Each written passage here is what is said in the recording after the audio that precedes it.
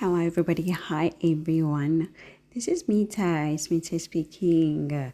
Yes, your astrology journalist, because I break the news before the news even happen. Now, everybody who signed up for the Synastry course, I've got your notes, I've got your things like your stories that you want me to look at.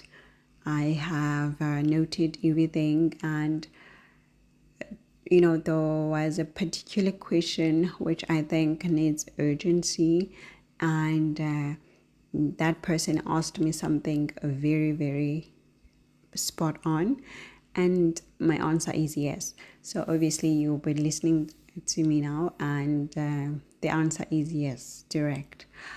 So this Synastry of Princess Diana and King Charles has been on my desk for over a year now, because I do have celebrities whose charts that I use as studies, in my studies, to see what's happened so that I can pick up some research patterns, right? And so they have been on my desk for over a year, and I was hoping that I would make a documentary out of their love, but I do not have time because I have to complete the course for you guys.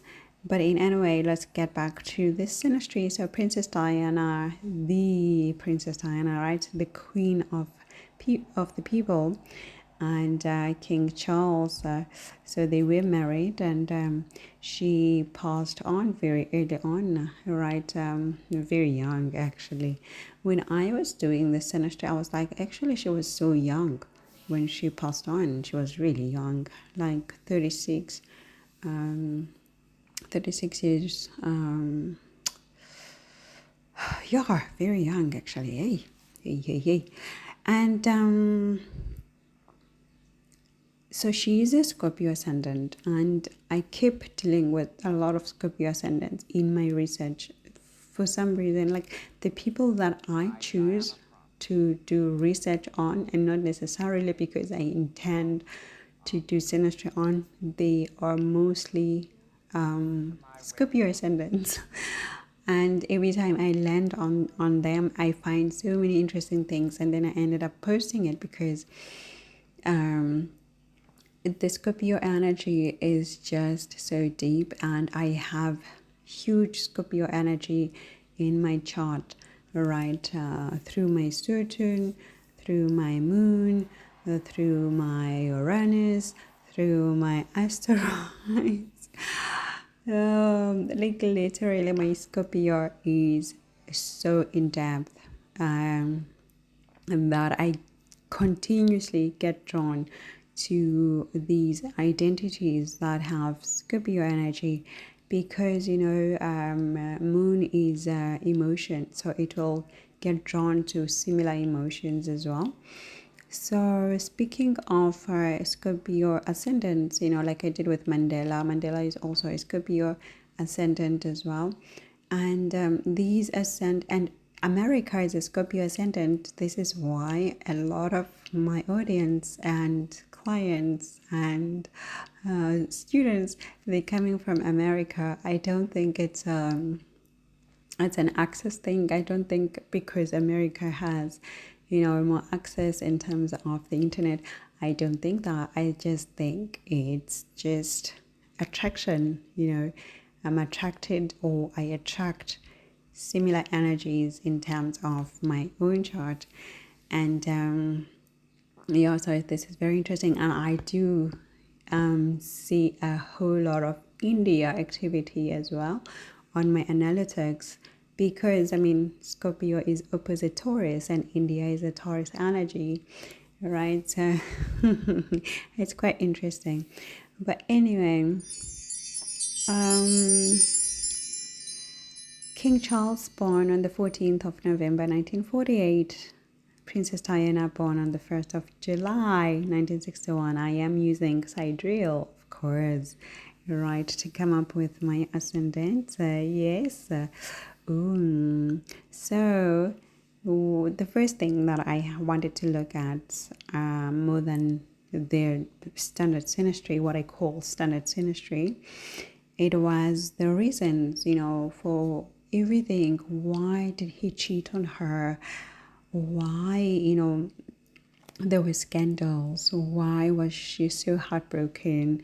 Why did she pass on? Because, as you guys, I also do posthumous analysis, because I like to look at the causes of why people pass on, based on astrology. So she is obviously one of the people in the public eye that had the chart with all the knowledge that I wanted in terms of birth times and birthplace and everything is well documented. So these were the questions that I wanted to see, more than the actual standard synastry, that is a normal thing. And I found out quite a lot of stuff. So basically, the very first thing that I'm going to say is that, remember when I have told you guys, like throughout, I always tell you throughout, that wherever sun lands in your chart, it will highlight and just open up that space. This has been my preaching ever since I came on YouTube, that when your sun sits in any house, that house will be exposed direct. And for both of them, they have overlays of their suns in their 12 houses, respectively. Her sun, which is with Mercury, it goes direct to his 12th house. His sun, which is with Mercury, Ketu, it also goes direct, overlaying on her 12th house. So this is why all the scandals could never have been hidden, as some of the prominent people are able to hide their shenanigans, right? But for them, they couldn't, because they just placed their suns in their private place, where bedroom is, where their sex life is, and their sex life was just exposed for everybody to see, for everybody to follow, for everybody to study, because of that sun energy. And it is coming with Mercury. What is going to happen? There will be talks. People will communicate about what is happening, because Mercury is about communication. People will just spill the beans. So now, when it comes to, sorry, my voice is starting again. I do have my tea, but well, you guys know by now. So when it comes to his 12th house, because I just want to talk about this 12th house situations. When it comes to his 12th house, he's got Uranus, right?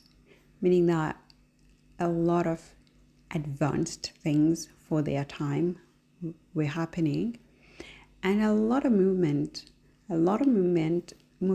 unusual sex life, unusual experiments in terms of the bedroom life. And of course, for him, it was, the outsider coming into their bedroom, or him having to juggle in between two ladies. And it's in Gemini. Duality definitely is going to happen. Gemini, duality. All right. And when it comes to hers, she's got Libra. She wanted to be fair. She wanted, just things to balance out, and she was always trying to balance out. That's the thing with Libra. Remember what I said. When it comes to Libra, you are just going to try to balance that house out throughout your life. It will never be fully balanced. It will never be perfectly balanced, because the scale is never ever fully balanced. You are always trying to do it. You find the right measure, and then after that you go to the next point. You try to find another measure for that activity, and you're done with this activity, you go to the next activity, you try to measure, So she was always trying to manage her sex life, her bedroom life, how she shared her life with her husband. But then there was a third party sharing in her bedroom life, and she's trying to balance this thing out. She's trying to be fair. She's trying to have everybody,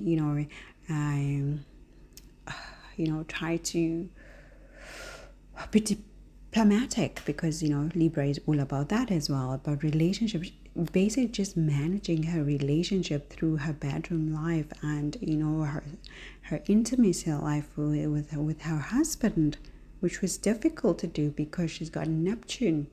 Neptune brings a lot of confusion wherever it lands, because hers is in the 12th house. It's good for spirituality, yes, but for practical life, it is a dire, at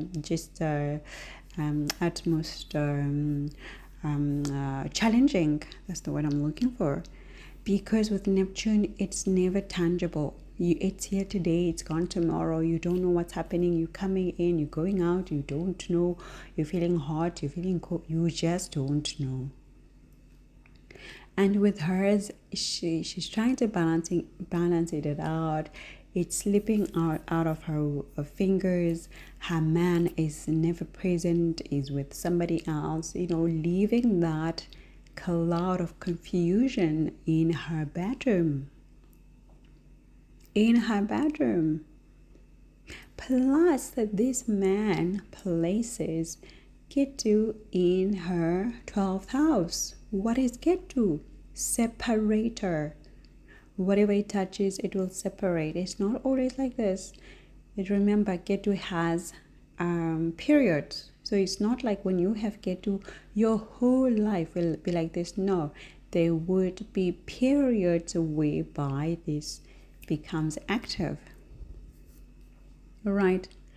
But then when it's active, then there are those separation moments whereby there's no sex life at all, because it's the 12th house. There's no sex life at all.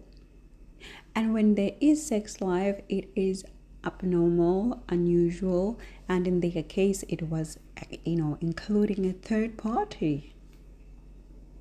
So, plus, having his sun in Libra, meaning that he himself is not able to make decisions by himself. He needs other people around. He needs to always, care for everyone. He also needs to, to make sure that all partners are fulfilled. He himself is trying to please other people because his sun is in Libra.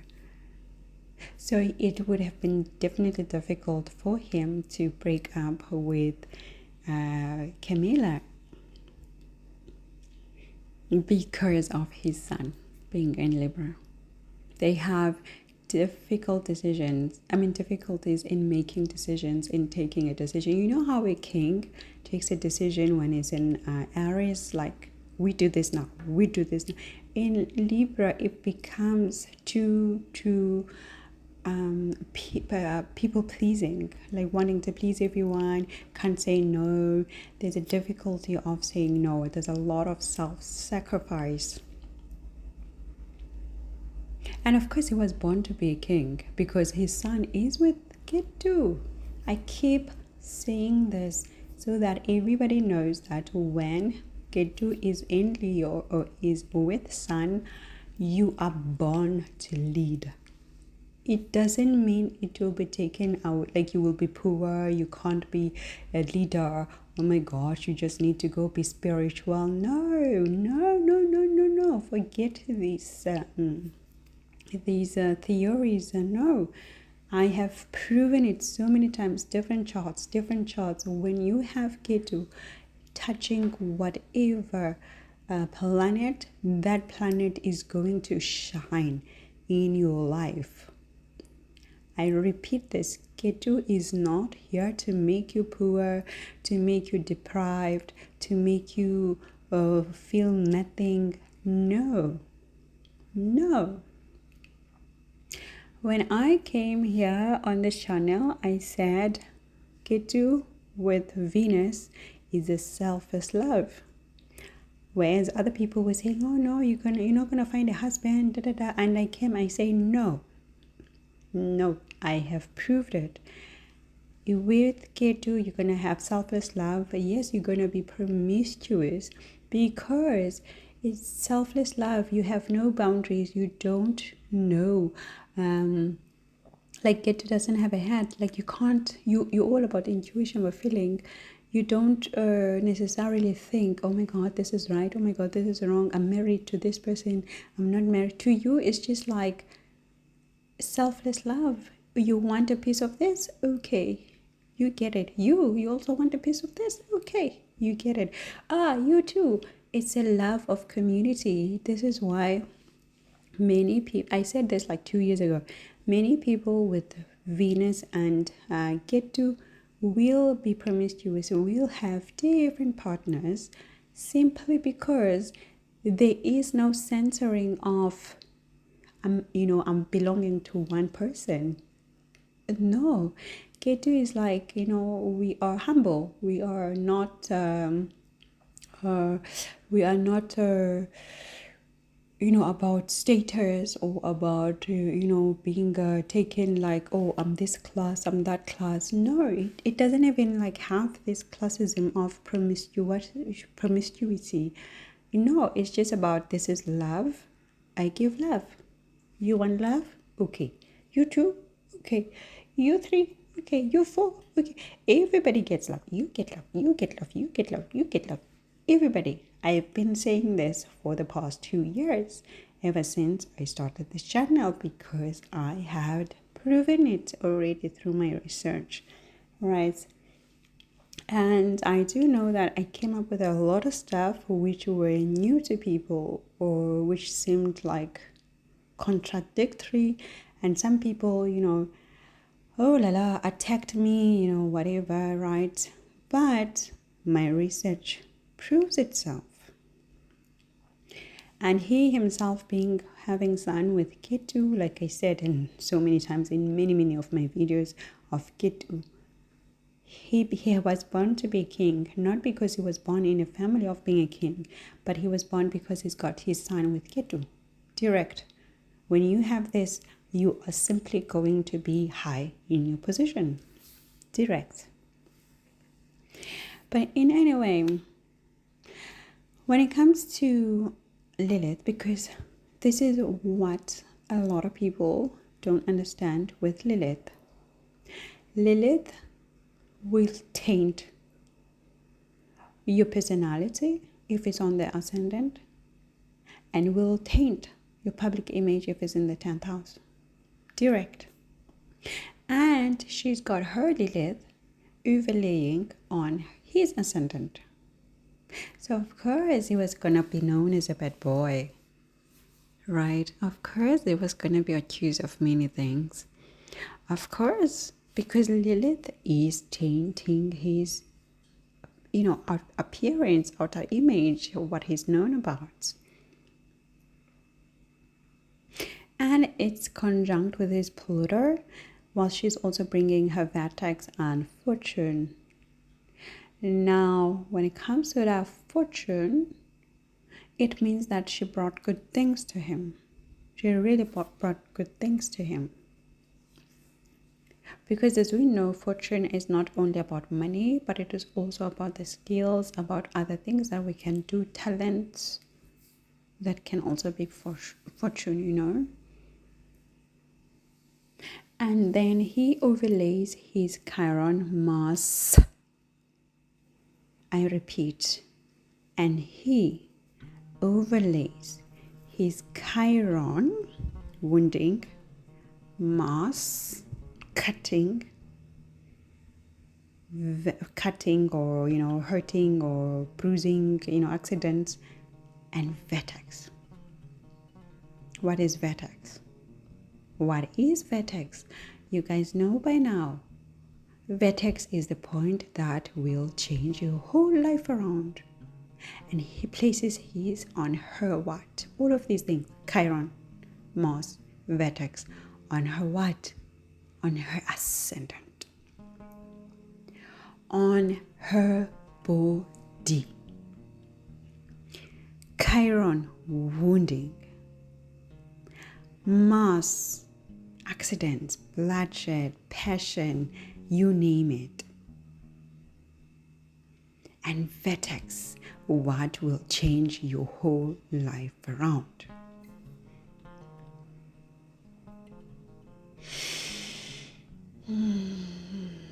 I let you marinate in this one, in this overlay.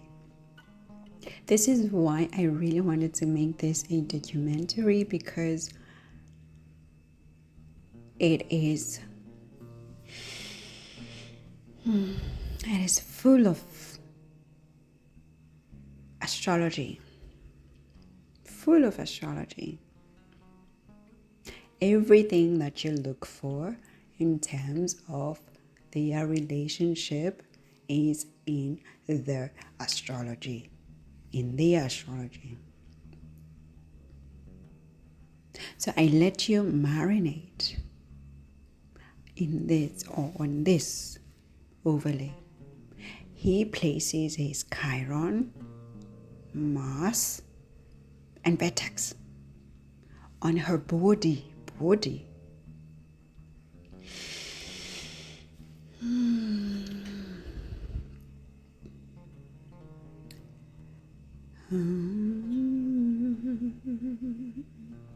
Right? And we do know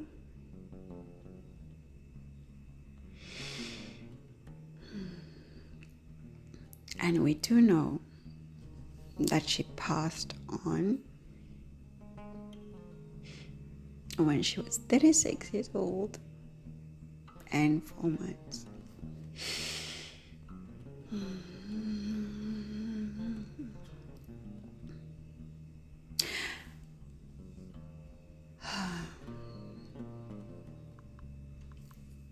Now,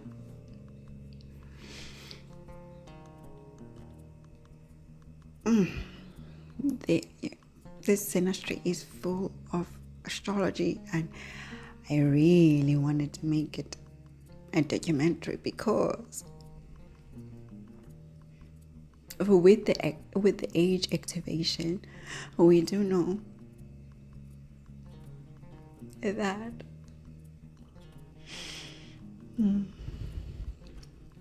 the age 36 is in the 12th house. Right, we do know that.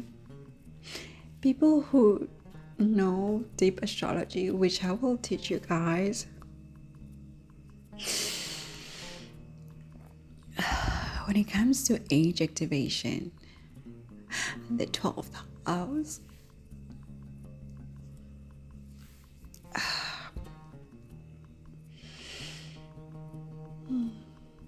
is age 36. And at 36 years old and 4 months, when her ascendant was activated and his Chiron, Mars, and vertex got activated on her ascendant, on her body.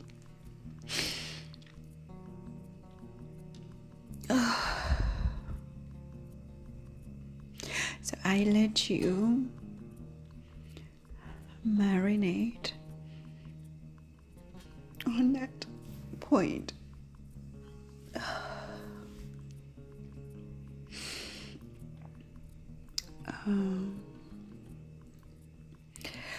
This is why I had this for over a year on my desk. And I kept looking at it for so many months. And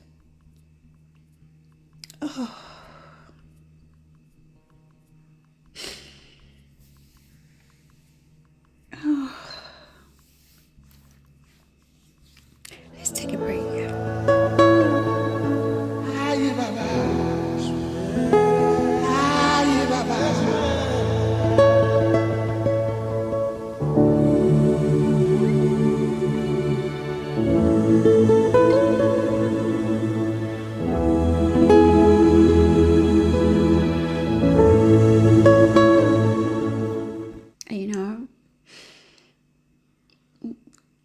it's not easy to see things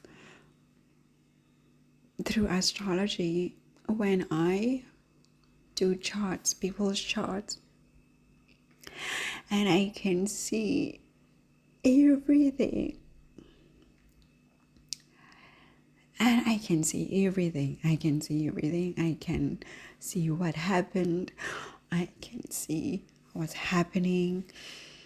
I can see what will happen. It's not easy. And this is why I like to specialize on synastry, on relationships, because I'm not only looking at one person, but I'm also looking at the people around this person. What were they doing? What was their role? What was their role? Right? Oh, I'm sorry, but it's been one of those difficult astrologies.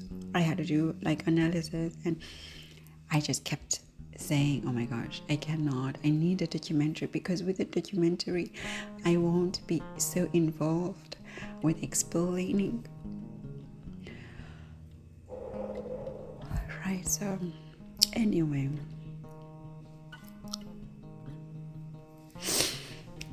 Sorry.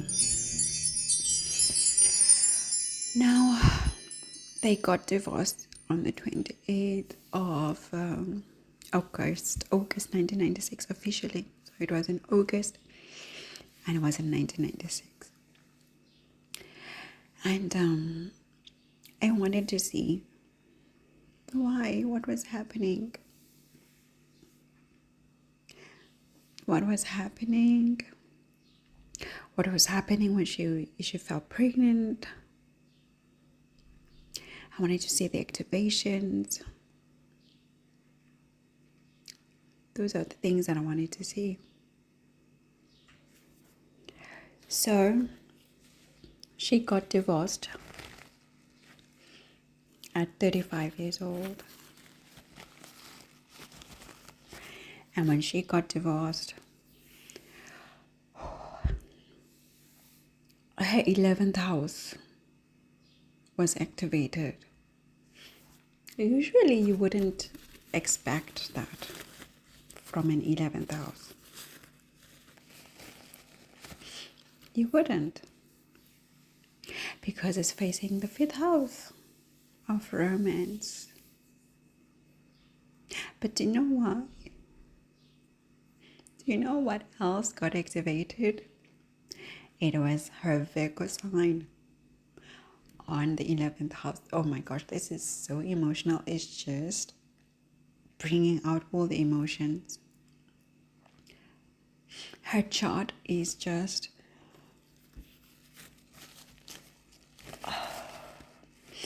sad in terms of the events when you look at it. So her Virgo sign got activated. What do we know about Virgo? What do we know about the Virgo sign? Which brings me to another comment that I got. This person said, oh, you don't know anything about Virgos, because Virgo is about service and this and that and that. Maybe that comment is still up. It's on my composite Virgo thing. And this person just told me I was wrong in my analysis, because Virgo is about service, it's about giving, it's about that. And I responded and I explained. And I said, I'm using Vedic, maybe you're using a tropical. So of course you're not meeting with this explanation, because in sidereal you're going to fall in Libra. And therefore, when you read a analysis that is based on sidereal, it is not the same, because when I do sidereal, before I explain what something is, I also look at the whole chart, not just on the sign. But in any case, when we talk about Virgo, we are talking about service, yes, definitely. We talk about work, yes, definitely. But do you want to know what else we talk about? Do you want to know? We talk about challenges. We talk about obstacles. We talk about health problems. We talk about divorce. We talk about litigation. I could go on and on and on. But then, as I say, we do need the positive astrology. We do. We want to feel good. We want to look at the bright side.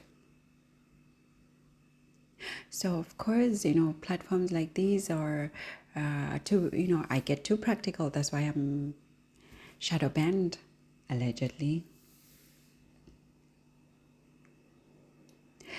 But this house, 11th house of Virgo sign for her, got activated at 35 years old.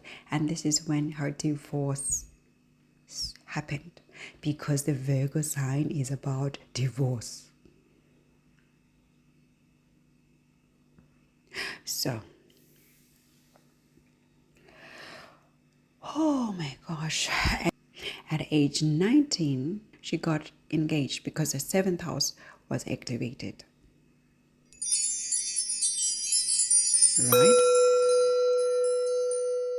So this I'm recording way after, like I needed at least an hour just to calm myself down, to regain my voice first of all, and to regain my emotions, because I was like, it's impossible to continue with so many emotions, all that Scorpio emotions coming up, because I'm directly connecting to her chart, to her ascendant, that Scorpio axis through my moon and her ascendant. This is what happens.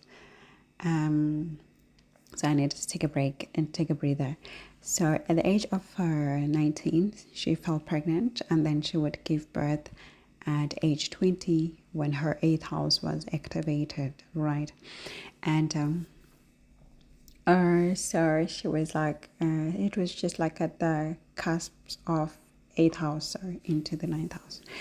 And at the age of 35, as I said, divorce happened. And for him, he was 47 years old and 9 months at this time. And for him, it was like the 12th house that was activated when, the divorce happened. So these are the things that I will be teaching you in the course, and how to see activations, age activations and everything. And then you can be able to calculate and see what will happen to your client's life, because I'm expecting a lot of people who are professionals or want to be professionals in the astrology, right? And so when it comes to the basic, to the standard synastry, the one that I call standard synastry, basically they've got a trine of their Venus, and of course you can see that there was love, like she really loved him and he loved her back.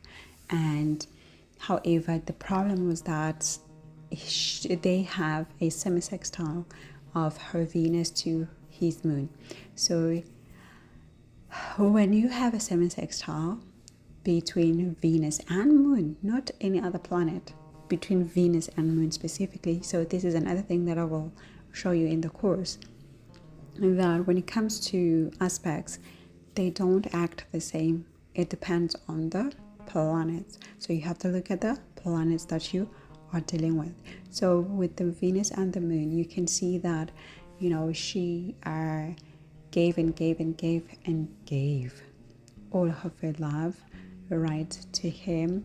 And at the same time, she felt like she was not getting an emotional return, emotional investment back. So this is what happened. And they do have a square, of course, of the Venus and the Saturn.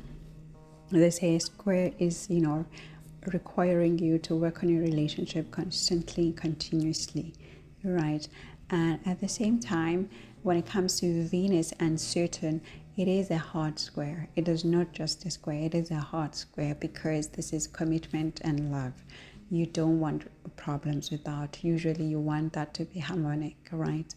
And as we know, Saturn represents commitment, the marriage itself. Venus also represents the marriage itself, the union. So usually you want to see a beautiful harmony there, but here they had a square, continuous struggles and compromises that they had to make. And of course they're going to have babies.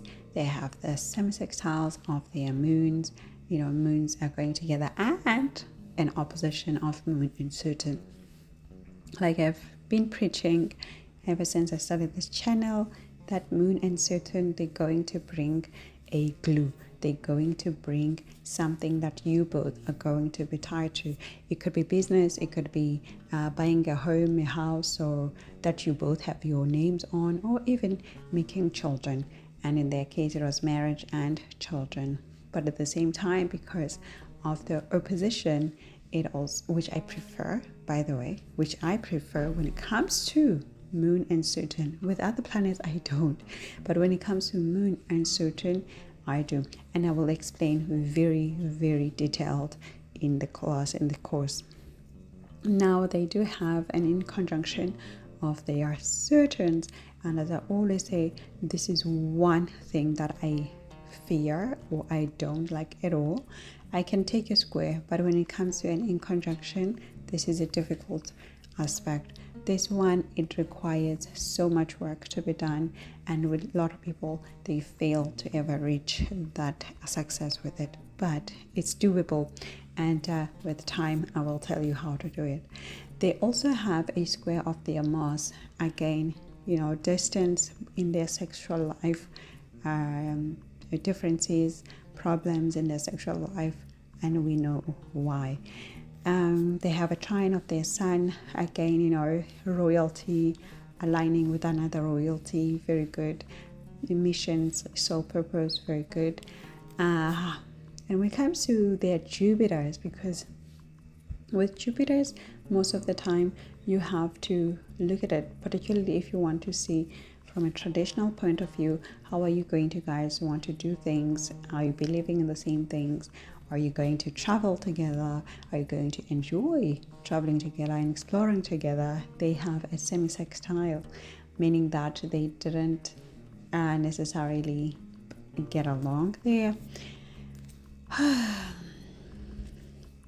Now, when it comes to his Saturn, it's being conjunct to her Pluto, her Mars, her Rahu, her Uranus.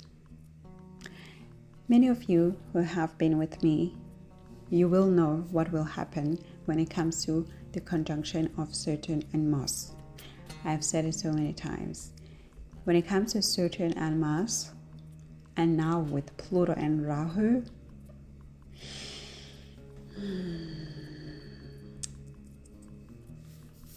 I can only speculate of what really happened behind the scenes. But I can only speculate, right? And everything anyway, it is speculation, always alleged based on astrology. I do have her Neptune being conjunct with his Ketu, Mercury, and Sun, as I explained earlier, right? And it's in the 12th house. And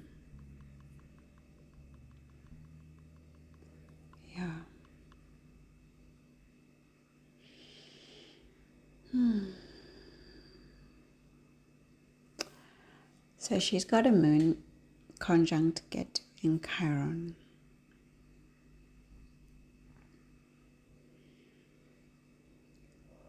And it's conjunct with his fortune and Lilith. You don't want Lilith next to your moon. You never ever want to see Lilith next to your moon.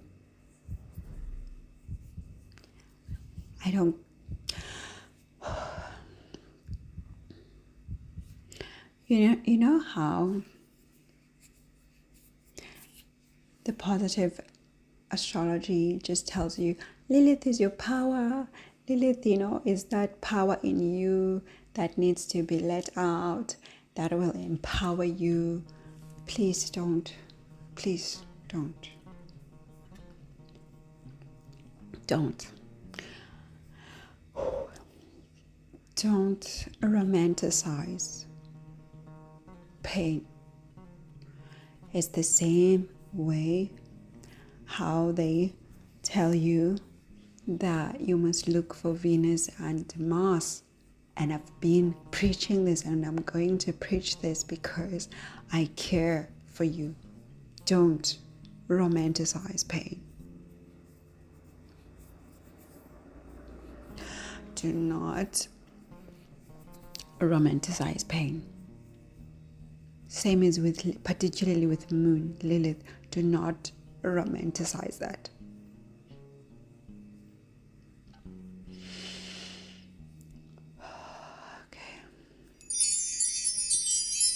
Okay, so that's the standard synastry that I can tell you about. And I can summarize it exactly like I'm summarizing it. Do not romanticize pain. That's their synastry. That's how I summarize it.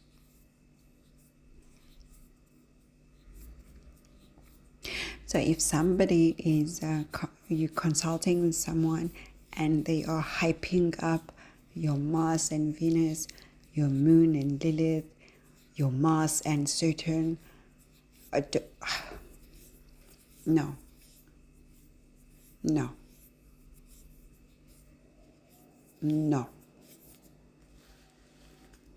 Your Venus or semi-sextile Moon, no. Just tell them you are gaslighting me, and it's like somebody who's clapping for you when you're about to jump off the cliff, and they go like, yeah, go, go, go. It's hot. You need the sparks. You need some challenges in your relationship to feel alive. You need fire. This is not the type of fire that you want. If you want to be sane, and if you want to be healthy, and if you want to just have peace of mind, this is not that type of fire that you want. Let's not romanticize pain. Let's not advertise it as something to desire. No. We want peaceful relationships and nice relationships. Right? My voice is literally just leaving. So I will end my analysis here. It's really struggling to come up. And I think also so much emotions here that I'm picking up from this chart. I don't know if it's now like some intuition stuff, but I am heavy with this. This is what it's been literally on my desk for over a year. I keep going back to it to look for things when I do research, but never have the energy to do it. And every time I'm like, okay, I'm going to do a course now. Okay, I'm going to do this now. Okay, I'm going to do that now. Okay, I'm going to do that now. And right now, I just did it because I want to do a, you know how you guys, I have started, looking at the global events now. I want to look at Ethiopia next because when it comes to Ethiopia, I will be talking about things that are relevant to my Rahu transiting in my 9th house, because I'm in my Rahu in my 9th house period now. So I am aligning with my chart as well. And so I'm going to be doing that video next. But for now, whoa, my voice. But for now, I'm going to say thank you and I'll chat to you soon. I've been doing. Ciao. Actually, I'm just noticing it now as I'm editing that I was having all of those emotions because they both emotional ascendants, like because he's a Cancer ascendant, she's a Scorpio ascendant, and I'm picking all of that because my moon is ruling my 2nd house of Cancer in Scorpio sign. Both of them, they just took me energetically or intuitively. Astrology is so fun.